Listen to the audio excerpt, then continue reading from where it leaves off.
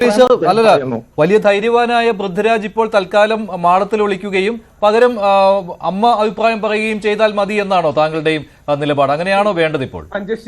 മഞ്ജുഷി ഇത് ശരി, രണ്ടു മൂന്ന് കൗതുകമുള്ള കാര്യങ്ങൾ ചൂണ്ടിക്കാട്ടാം. ഒന്ന്, ഇന്നത്തോട് ഒരു കാര്യം വ്യക്തമായി, യഥാർത്ഥ ഇല്ലൂമിനാറ്റി മുരളി ഗോപി ആയിരുന്നു. അതായത് ലാലേട്ടൻ ഈ വിഷയം ഉണ്ടായപ്പോൾ ഒരു കൺസെൻസസ് ഉണ്ടാക്കാൻ എല്ലാവരോടും സംസാരിച്ചൊരു നിലപാടെടുത്തു. ലാലേട്ടനും പൃഥ്വിരാജും ആന്റണി പെരുമ്പാവൂരും ഒക്കെ ആ പോസ്റ്റ് ഷെയർ ചെയ്തു. എന്നിട്ട് പോലും മുരളി ഗോപി ഷെയർ ചെയ്തില്ല. അപ്പൊ തമാശക്കാണ് കേട്ടോ, എനിക്ക് മുരളി ഗോപി ഇഷ്ടമാണ്, വലിയ ഇഷ്ടമാണ്. പക്ഷേ മുരളി ഗോപിയാണ് മാടമ്പള്ളി വില്ലത്തിലെ യഥാർത്ഥ ഇല്ലൂമിനാറ്റി നമുക്ക് മനസ്സിലായി. കാര്യം അദ്ദേഹത്തിന് ഒരു നിലപാടും. ഇനി രണ്ട്, അദ്ദേഹം ആരാണ്? BJP അംഗമായിരുന്ന ഭരത് ഗോപിയുടെ മകനാണ്. 2004 ശ്രീരംപിള്ള സാർ ഉള്ളപ്പോ നമ്മുടെ ഭരത് ഗോപി BJP ചേർന്ന. ഇനി മല്ലിക സുകുമാരൻ ആരാണ്? BJP താല്പര്യമുള്ള ആളെന്ന് മാത്രമല്ല, കഴിഞ്ഞ ഇലക്ഷനിൽ നരേന്ദ്രമോദിക്ക് വേണ്ടി ക്യാമ്പയിൻ പോലും ചെയ്ത വ്യക്തിയാണ്. നരേന്ദ്രമോദി പറയുന്ന ആൾക്കാരെ നമുക്ക് ജയിപ്പിക്കണം, എന്നാലേ കേരളത്തിൽ നന്നാവും എന്ന് പറഞ്ഞു. നമ്മുടെ കേരളത്തിന്റെ മനോഹാരിത അല്ലെങ്കിൽ ഇന്ത്യയുടെ മനോഹാരിതയല്ലേ അമ്മ BJP, മോൻ BJP വിരുദ്ധ. താങ്കൾ എന്താണ് ഇപ്പോഴും അല്ലല്ലോ മുരളി ഗോപിയാണ് യഥാർത്ഥ വില്ലൻ എന്ന് പറയാൻ കാരണം എന്താണ്? ഈ പോസ്റ്റ് ഷെയർ ചെയ്യാത്തതുകൊണ്ടാണ്. ഒന്ന് രണ്ട് വാക്കുകൾ മാറ്റിയാലേ ഫുൾ ഫ്ലേവർ മാറും. അല്ലല്ല, ഞാൻ മാടമ്പള്ളി ഇല്ലത്തിലെ മനോരോഗി നമ്മുടെ മണിച്ചിത്രത്താളിലെ ഡയലോഗ് കടപ്പെടുത്ത് പറഞ്ഞു.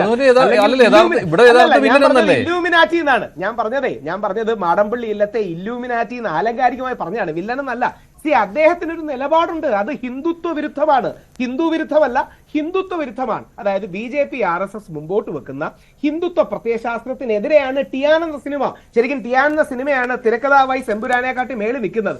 ആ ടിയാൻ എന്ന സിനിമ പരിപൂർണമായി ഹിന്ദുത്വ രാഷ്ട്രീയത്തിനെ എതിർക്കുന്ന സിനിമയാണ്. ഹിന്ദു മുസ്ലിം ഐക്യത്തിലൂടെ ഹിന്ദുത്വ രാഷ്ട്രീയത്തെ തോൽപ്പിക്കുന്നതാണ് ടിയാൻ എന്ന സിനിമയുടെ. കണ്ടിരിക്കേണ്ട സിനിമയാണ്, ഗംഭീര സിനിമയാണ്. അപ്പൊ ഇവർക്കെല്ലാം ഒരു രാഷ്ട്രീയ ലൈനില്ലേ? അതിനെ ഒരു സ്നേഹത്തിന്റെയും സമാജത്തിന്റെയും പാതയിൽ കൊണ്ടുപോകാനല്ലേ നമ്മൾ നോക്കേണ്ടത്. ഇവരാരെങ്കിലും പരസ്പര വിരോധികളാണോ? വിവേക് ഓബ്റോയ് പറഞ്ഞത് ഓർക്കണം. വിവേക് ഓബ്റോയ് പറഞ്ഞത് നാഷണൽ എക്സ്പോഷറുള്ള നടനാണ്, കേരളത്തിന്റെ കമലഹാസനാണ് പൃഥ്വിരാജ് എന്നാണ്. പൃഥ്വിരാജിനെ പോലുള്ള കഴിവുള്ള ഒരു വ്യക്തി നമ്മുടെ നാടിന്റെ ഏറ്റവും വലിയ അസറ്റാണ്. എന്നാൽ പൃഥ്വിരാജിന്റെ രാഷ്ട്രീയ നിലപാടിനും അതെടുക്കാം. ഇപ്പൊ ലക്ഷദ്വീപിനെ കുറിച്ച് അദ്ദേഹം ഒരു നിലപാടെടുത്തു. യഥാർത്ഥത്തിൽ പൃഥ്വിരാജ് നിലപാടെടുത്തുകൊണ്ടാണ് ഇത്ര വലിയ രീതിയിൽ അത് ചർച്ചയും മറ്റുമായത്.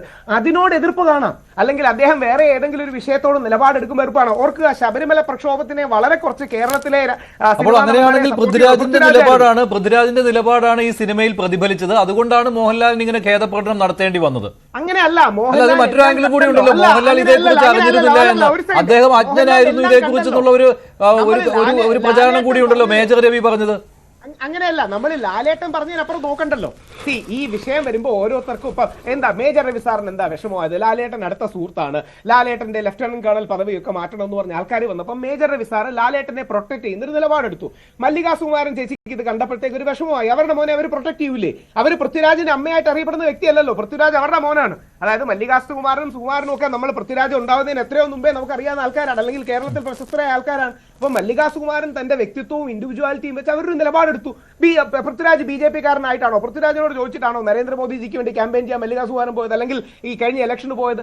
അവിടെയാണ് ഇതിനെ പോസിറ്റീവായി കണ്ടുകൂടെ. ഇനി രണ്ട്, പൃഥ്വിരാജിന് മറ്റേ ഐസിസ് ബന്ധം എന്നൊക്കെ പറയുന്നതിന് എന്ത് അർത്ഥമാണ്? ചുമ്മാ പറയുന്നതല്ലേ? കഴിഞ്ഞ 10 വർഷമായിട്ട് നരേന്ദ്രമോദിജിയിലെ ഭരിക്കുന്നത്. അങ്ങനെ ഐസിസ് ബന്ധം കേരളത്തിലെ പ്രമുഖ നടൻ ഉണ്ടായിട്ട് അറിഞ്ഞില്ലെങ്കിൽ അത് അവരുടെ കഴിവുകളല്ലേ? അപ്പൊ ചുമ്മാ പറയരുത്. ഒരു മയവും മര്യാദയും നമ്മൾ എല്ലാവരോടും കാണിക്കണം. ഇപ്പൊ നേരത്തെ എമ്പുരാൻ എനിക്ക് ഭയങ്കരമായിട്ട് ഇഷ്ടപ്പെട്ടു, ഞാൻ വീണ്ടും കാണുകയും ചെയ്യും. പക്ഷേ 2 ജില്ലകൾ അതിൽ ബോംബിട്ട്, അതായത് പ്രത്യേകിച്ച് ഡാം ബോംബിട്ട് തകർക്കും എന്ന് പറഞ്ഞത് കുറച്ചുകൂടെ സ്ട്രെച്ച്ഡ് ആണ്. ഇതിലൊരു ബാലൻസിങ് മിഡിൽ ഗ്രൗണ്ട് ഇല്ലേ? ഇപ്പം സുരേന്ദ്രൻജിയെ കുറിച്ച് 1-2 പരാമർശം അതില്ലാത്തതുകൊണ്ടാണ് മോഹൻലാലിന് അങ്ങനെ ഖേദം പ്രകടിപ്പിക്കേണ്ടി വന്നത്. ശ്രീ രാഹുൽ ഈശ്വർ, അതുകൊണ്ടാണല്ലോ കട്ടുകൾ വേണ്ടി വന്നത്. ശ്രീ പണിക്കർ ഇവിടെ സംസാരിച്ച ഫസൽ